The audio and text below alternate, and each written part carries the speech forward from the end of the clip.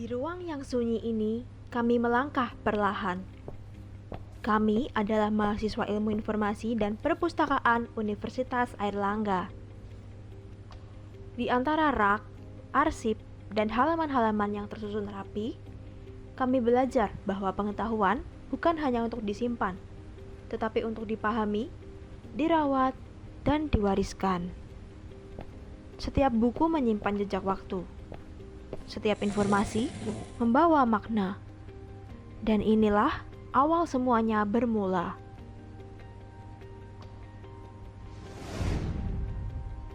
Sebenarnya kita membuat proposal untuk menjadikan S1 ini bersama-sama seluruh dosen. Karena waktu itu saya juga belum dijadikan kaprodi gitu. Jadi masih dosen sama gitu, dosen. Hanya waktu itu saya kaprodinya D3. Gitu. Jadi saya kaprodi D3 sehingga saya bersama-sama dengan dosen-dosen yang lain itu menyusun semua dosen. Jadi bersama-sama dengan dosen-dosen yang lain menyusun proposal ini. Karena saya dari awal itu memang dipupuk terkait dengan keilmuan di situ. Sedangkan di vokasi ini kan semangatnya terkait dengan keterampilan. Jadi 60 praktek kemudian 40% teori. Berbeda dengan yang di FISIP, di IIP itu kebalikan, 60-nya teori, 40%-nya praktek. Nah, karena keterbatasan SDM sehingga Fakultas Vokasi ini banyak merekrut dosen-dosen baru. Nah, ini yang suasananya berbeda dengan yang di FISIP. Kalau di FISIP itu sudah banyak senior di situ, sedangkan di vokasi itu banyak yang jiwa muda. Prof. Rahma selaku ketua departemen pada waktu itu membentuk tim dari mahasiswa itu ada sekitar 7 atau 8 orang yang membantu, terutama melacak tracer study, kemudian mengumpulkan dokumen-dokumen ya. Jadi kita itu hampir tiap hari itu di camp ya, kayak camp di suatu ruangan. Kita ada target bekerja mulai jam 8 sampai sore.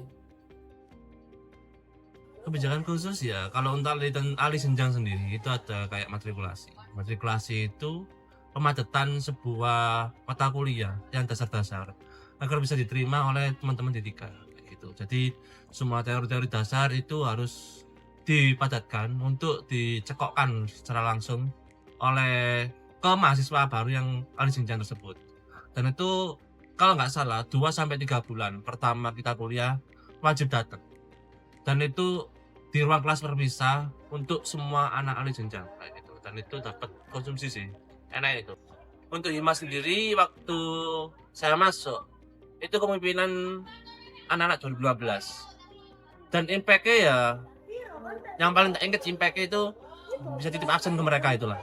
Yang jelas ketika masa pandemi ya itu menggunakan luring. Ya, proses pembelajarannya tidak bisa dilakukan daring ya, bukan luring. Jadi pembelajarannya bukan luring tapi daring ya, karena proses pandemi itu tidak boleh ada interaksi antar student ya, baik student dengan student, baik itu student dengan dosen. Nah itu pada saat itu memang dilakukan daring ya, jadi semua perkuliahan itu daring.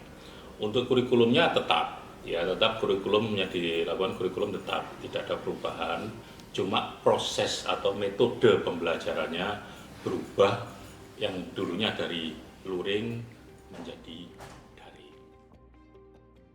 Di ruang yang sunyi ini, langkah kami melambat. Bukan untuk berhenti, tapi untuk memahami apa yang telah kami temui.